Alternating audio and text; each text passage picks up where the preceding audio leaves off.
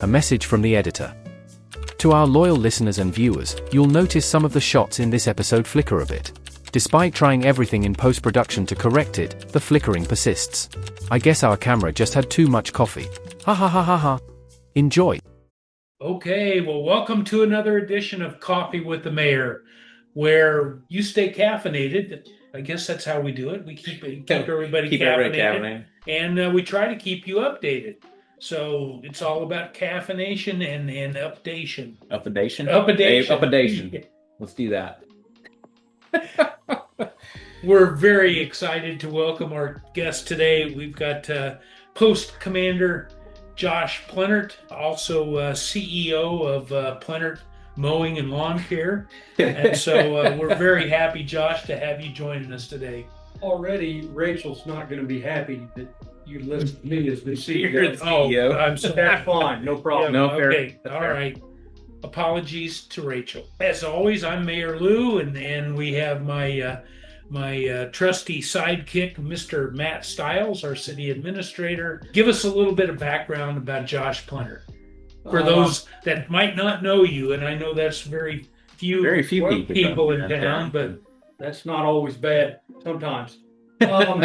I've been married for 22 years to my wonderful wife, Rachel. I have 3 kids, Tyson, Wyatt, and Cheyenne. We attend and are involved with the Hillsboro MB Church, and I'm here today because I volunteer and very, very involved as the post commander and many other things at the Hillsboro American Legion here in town. Josh, we really again are glad you're here, and we always start out each edition of Coffee with the Mayor's mug shots. And what that is we tell everybody what's in our mug or cup, if you will, and a little bit about why you may have chosen that particular flavor of drink today.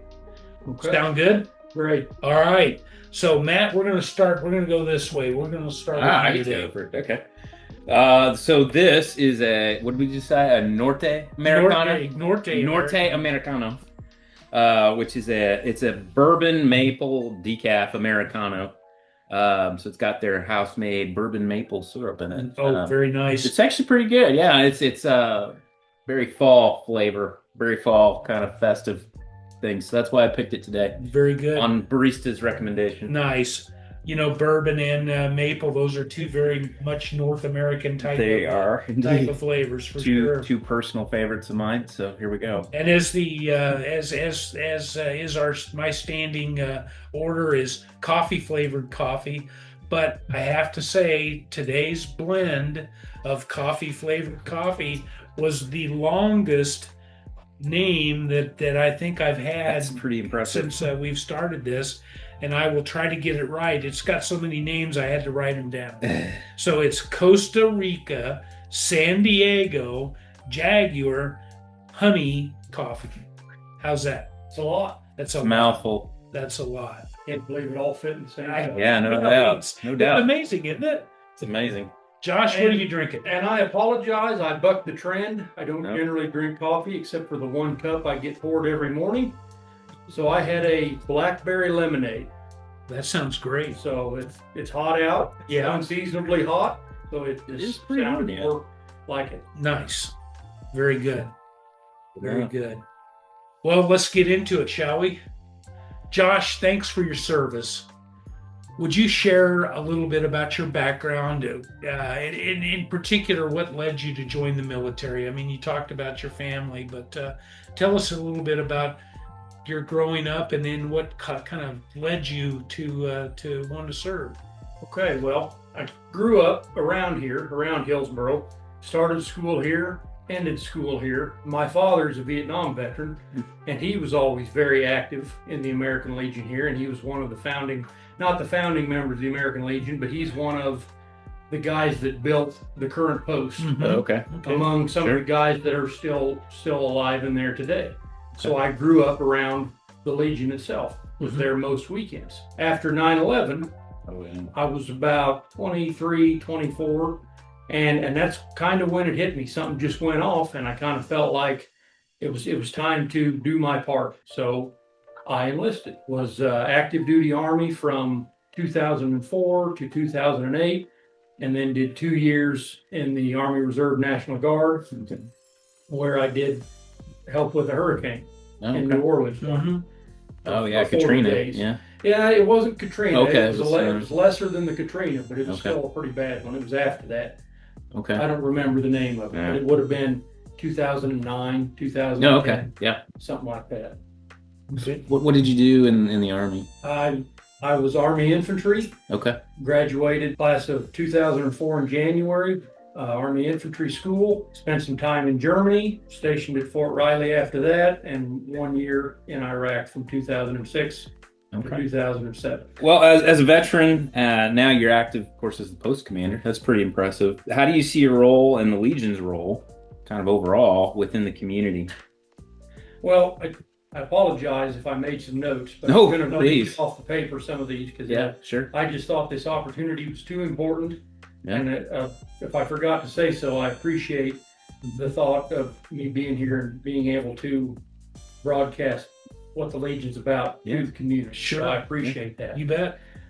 My current role with the American Legion is to lead our local post and to ensure that we are striving to meet the 4 pillars of the American Legion. The 4 things that the Legion officially stands for is Veterans Affairs and Rehabilitation, National Security, Americanism, and Children and Youth. Okay. And I feel like that's what the Legion really attempts to bring to the community. We mainly take care of veterans, which maybe a lot of the public doesn't see, Sure. but the children and youth, I would hope that most of the community would see because we names on a lot of t-shirts, Mm-hmm. sponsor a lot of high school activities, things like that. Core values of the American Legion are selfless service, American values and patriotism, family and community engagement, and advancing the vision for future generations. And I try to continue help guide that along with all the other great veterans that are out there as well. That is an important point, that you guys do a lot of things that people probably don't realize. I know you guys are pretty active with the toy run. You host a lot of events there. My father-in-law, I know, comes over he went for the Yes. Veterans Day. Yeah, we invite last 2 or 3 years we've invited the guys and women. There's a number of women veterans in the home here. Yeah. We've invited them to eat for Veterans Day. For a time period, we were going out there once a month and visiting them. Yeah. Another thing we do out there is every Christmas we take each one of them a little gift. Parkside, Salem, and Gossel. And we go to those 3 homes and deliver each one of the veterans that are there a little something Just for like from us. kind of like a frame of reference. I think a lot of people don't realize it. It's a Mennonite community, but there are a lot of veterans just in this community. There are a lot of veterans. Unfortunately, at the American Legion, we're down to about 80 or 90 members, Okay.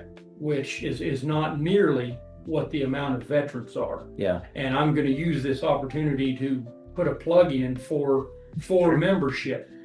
And I would just love if after this or any time, anybody that thinks they could be a member would like to see about being a member would get a hold of me, get a hold of somebody, and see what they can do for us and see what we can do for them and give them an So opportunity. just kind of bridging off that, I don't want to hijack the conversation, but what No. do you have to be to what constitutes the qualifications to be a member? The Legion has opened up vastly in the last couple of years. For most of the history, you had to be active in a certain wartime. Yeah, it had to be And it was active this service. 5 years, this 3 years. Mm. Vietnam was more like about 15 years. And then it really opened up because they considered from about the start of the Gulf Wars all the way to currently Okay. was an open area. Just open. But there was a long period from the early 80s to the early 90s where you couldn't be a veteran because they didn't recognize the Cold War. Mm.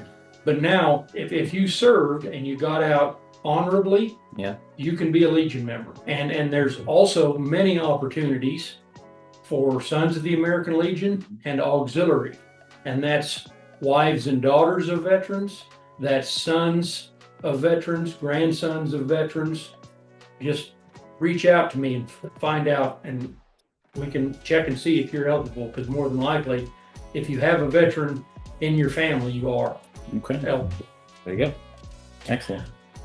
Okay. Well, that's all good stuff, and I think it kind of ties into this next question, and I'm going to throw a little bit of There you go. personal flavor into it.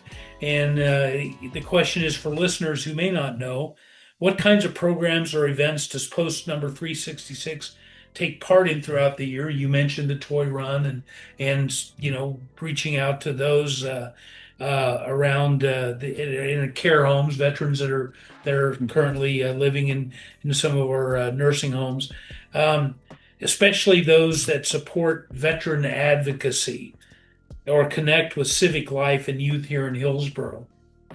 Well, since you mentioned the toy run already twice, we need to give credit to the Sons of the American Legion, because that's 100% a Sons of the American Legion thing. Okay. They put that on, they ramrod the whole thing, and I don't have any figures in front of me, but I mean, it's huge. Yeah, it's Anywhere from $13,000 to $20,000 a year worth of presents, gifts for kids in Marion County Mhm. and other places that may not have had that opportunity. So we help, we let them use our facility, we do stuff like that, but that's all done by our wonderful Sons of the American Legion group. On top of that, we sponsor youth baseball teams, we sponsor the flag football teams, we give money to the school for Trojan after prom and different things like that. Yeah. We sponsor some 4-H type stuff from the county fair, Boys State. Oh yeah. Which, if you don't know about what Boys State is, it's kind of like a mock government. They come and apply. We've probably, in my lifetime at the Legion, we've done 4 or 5 of them. Okay. But it's a great opportunity. Employers love to see that you are a Boys State graduate, and you go there and they kind of put you into a government situation like you gentlemen, and they kind of go through things and give the boys a understanding of what the deal is. Well, I will guarantee you that's 100% accurate, because I was a Boys State attendee between my junior and senior year of high school. We went up to the University of Kansas on their campus, lived in the dormitory, and we got to learn how to march and do some close order marching. Believe it or not, that. I don't know if they do that. We did. We very much did. And then there was always somebody teaching us some new Jody calls that, when we're marching along. Okay. That were interesting, and I won't repeat here. Are you sure that was Boys State, or 100%. maybe your dad just tried to ship you off somewhere? Nope, that was 100% Boys State, because I had the little overseas cap with my name badge on it, that we wore along with the T-shirt, and we did exactly that. And I think I was a state representative was the role that I served in at Boys State, but. Absolutely, it was a great time, and I think there was 3 of us from Hillsboro that were sponsored by the Legion that summer. So 2 of my friends and I went up there, and it was good. And it actually, it 100% impacted my desire when it was my turn then to go to college. I went, at that next year to Emporia State to get into the government program, public affairs degree program, which would have put me in Matt's chair had I kept with that. If my dad and mother hadn't asked me to come to work for them and leave that, I did work for the city of Emporia right after graduation, so had a little bit of a taste of that. There you go. But it absolutely impacted my desire to serve. My time as mayor can be directly connected back to Boys State. So there you have it. Thank the American Legion. There's probably not a better advertisement. That's right there. Yeah, that right there. It was great. It was great. All right, Josh. So what do you think are some of the most relevant causes or challenges facing veterans today, and how do we change that or impact that locally? Well, one of the biggest challenges right now facing veterans is veteran suicide. 18 veterans a day take their own life. And that is double the rate of non-veterans. Veterans make up 6% of the American public and 20% of all suicides. Wow. So there's something there that's a disconnect, and I don't know exactly what it is. But I think what it means personally is that vets need to be a part of something and have a purpose and continue to serve somehow. And unfortunately, there's a small part in each veteran that says, I want to be left alone. Additionally, in today's world, working from home, remote jobs, jobs that don't incorporate as much teamwork as jobs and things do in the past, those are all, I think, negative things for the issue of veteran suicide and mental health altogether. All of those things, being by yourself isn't good. Vets want to be useful, they want to serve, and that's what we exist for here at the American Legion. So I'll throw in my second membership plug in that we need vets. We cook meals year round. All of our meals go to benefit all of the programs that we provide and talk about. We do veteran funerals, the color guard and the firing squad and the whole deal for veteran funerals, as many as we can. We do a Memorial Day program. So there's something for everybody. Beyond honoring service, Josh, the Legion is known for community action. From flag retirements to scholarships and youth leadership, what projects or partnerships here in Hillsboro are you most proud of or excited to see come to fruition? I think what I'm most proud of is, I think since I was in high school and kind of seeing how the Legion was looked at in the community, I think that we've made great strides in just the stigma of what the Legion is. I think that we're more aware now of what we do than what we were back then, because we do have a full bar. And I would say that 20 or 30 years ago, a majority of the community looked at the Legion as a place to be avoided. And while we do have a full bar, that's a very, very small part of everything we do. Slowly, the community is recognizing that, and there's not nearly the negative stigma towards the Legion as what there was. And I think it gets better all the time. And that's evident in the opportunity that you guys have given me here to speak about what the Legion has to offer and everything we can do. I personally, for one, feel like that there is a debt that is owed to veterans. And I don't think as a nation that we have always done the best job in showing our appreciation or working hard enough to repay that debt. We have an all-volunteer Army today. It really bothers me when I hear when we put our men and women into harm's way, somebody says, well, that's what they signed up for. I completely disagree with that. They signed up to defend this nation, to keep us free, to keep us safe from enemies. That didn't mean that they could just be sent over and over and over and over into combat situations. Found this out in World War II. The more days spent in combat on the front line, the higher the risk of mental health issues developing. My uncle was a combat infantryman in Europe in World War II. My aunt said that he fought the war every night of his life until he died. We owe it to our men and women that put their lives on the line to make sure that the promises that we've made to them, be it through the VA or healthcare or through education, with the GI Bill, and then the support, for mortgages, and then a variety of different programs.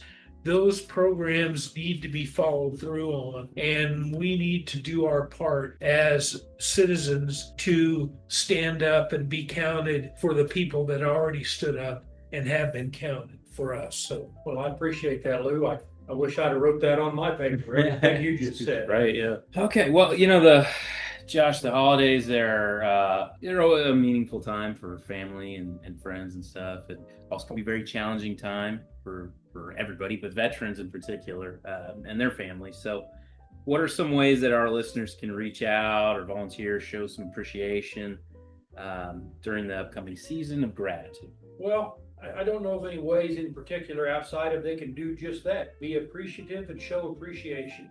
A way they can do that is just supporting Legion activities. We have numerous dinners, fundraisers. We have a booth at the Arts and Crafts Fair. Right. Yeah. We do that every year until we get a cafe in town. There you go. Yeah, fair. In my opinion, a sorely needed cafe. In my opinion, that's some of the best food in town that we turn out of that place. So come try it. None of that money goes to support anything but children and youth, veterans affairs, community involvement. Outside of the cleaning personnel and our bartenders, we don't have paid staff. Right. We're all volunteers. When you eat at the Legion, when you support the Legion, that goes back to you. But you guys always have stuff going on. There's Yeah, cornhole we have tournaments. cornhole every other Friday. We cook a little meal for that. That all that stuff's open to the public. That's another way for a veteran to come in and see what we have going without saying, hey, I want to be a member. Sure. Come in and see what we're doing. Ask somebody some questions while you're there. Yeah. Excellent.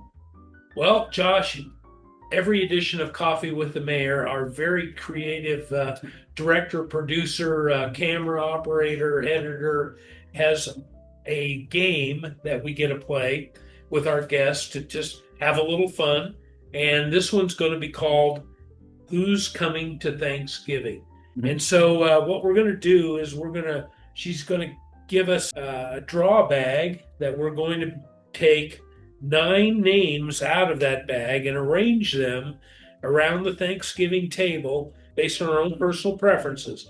So, and then you're going to write why you place these individuals the way you did on the back of the play card, and then you're going to tell us about it. How's that sound?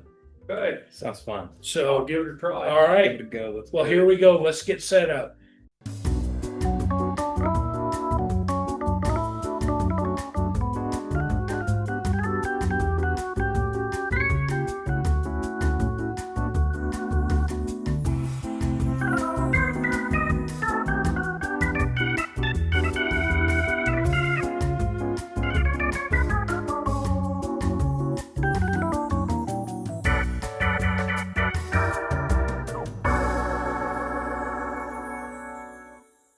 All right. Well, we're back. I think we've all had an opportunity to fill out our guest placing for who's coming to Thanksgiving. And just to kick it off, I guess I'll go first, and you guys can go from there. So around the adults table, we have as guest number 1, we have John Wayne, the Duke. And I just am such a John Wayne fan that I just was so happy that he decided to come to my party that just couldn't do anything but put him in the number 1 spot. Next, we've got Albert Einstein. And of course, somebody that smart, you just got to have him at your table. And then guest number 3, we've got Homer Simpson. And for those of you that may not be aware, good old Homer actually has a Hillsboro connection. He fell off, and poor Charlie Brown, it's his time. That's his, yeah. But I decided it's Charlie's time to sit with the adults. So Charlie Brown gets the number 4 spot. And finally, rounding out the adults is Elvis Presley, the king. The king, baby. Thank you. Thank you very much. Oh. That's a great table. I can't wait to have Thanksgiving with that group.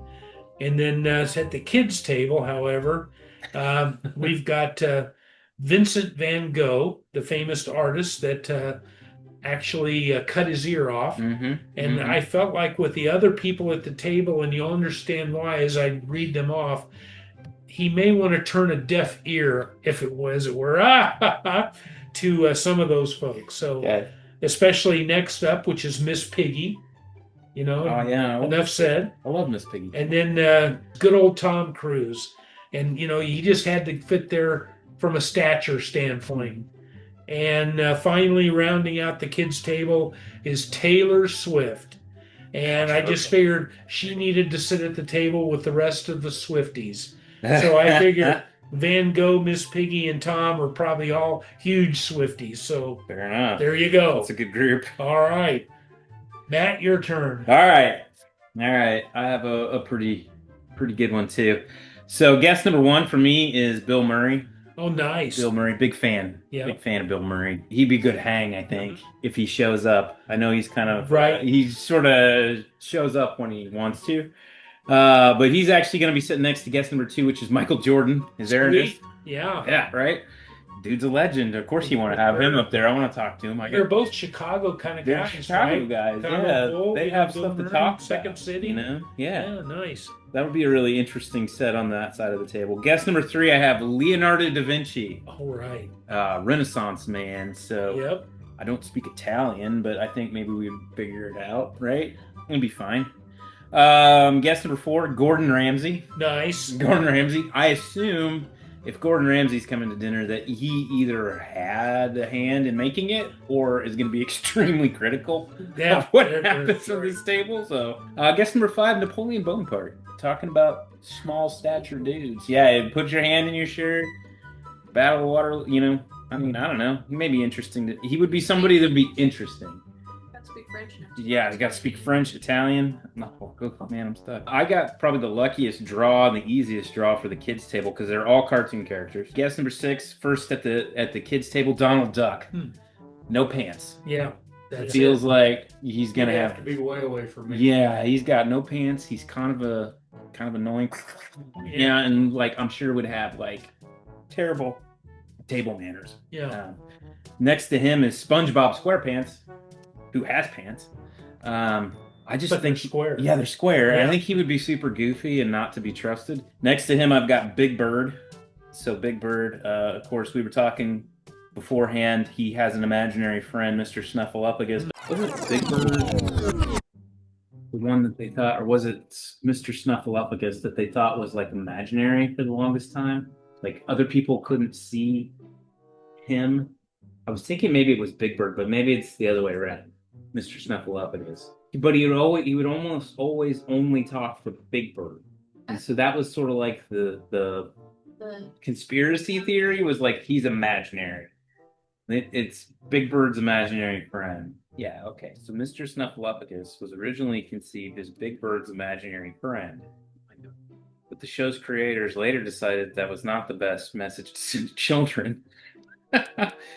After initially being unseen by adults, a storyline developed where he was eventually met and recognized him in real life in order to validate children's experiences and encourage them to speak up if they had been harmed. And then the last one and last guest, and I put him at the very end, was Scooby-Doo because he's a dog. I mean, what kind of table man? Ruh-roh, exactly. He's going to try to solve a mystery or something. So that's my table. I think that'd be a fun group to have over for dinner. I'd have a real good time with that group. Yep. Well, mine, for the number 1 guest, I had Abraham Lincoln. Nice. I thought he'd be interesting, honest, and just a great American, as we all know. So he's my number 1 guest. Number 2, I had Fred Flintstone. He's simple, entertaining. The problem would be if he eats too much. Yeah. If I remember right, he did. He did. He did. He was a big eater. Big eater. Number 3 is Winston Churchill. Love it. That's one of my personal faves. Very influential. Yes, It was indeed. between him and Abraham for my number 1 guest. Great partner of the United States of America. Right on. Number 4. Half American, by the way. Did you know I that? didn't know His that. mother was American. There you go. Wow. Did not know that. Well, that's why. There you go. And guest number 4 had Julia Child. Okay. Don't know much about her. Had to look her up, but I figured she's a great cook. And if additional servings are needed, she'll be right there. Yeah, There you go.